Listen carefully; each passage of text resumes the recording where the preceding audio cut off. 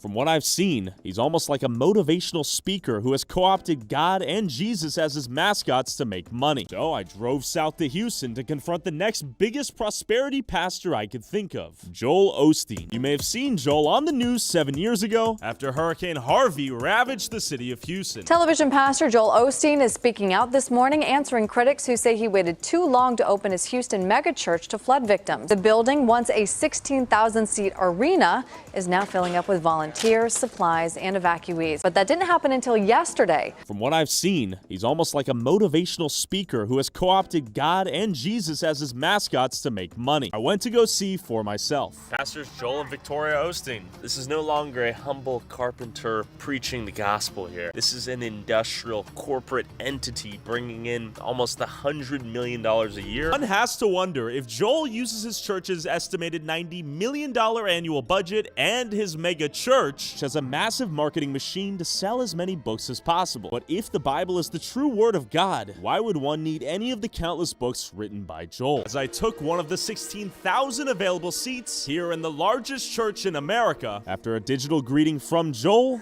Sunday service had begun. Then the hype man himself had entered the building ready to preach. Take a moment to worship the Lord with our tithes and our offering. We want to thank you for your generosity and your donation. Together we're impacting people with hope and the love of Christ all over the world. Proverbs 18 says, when you give, it can open doors.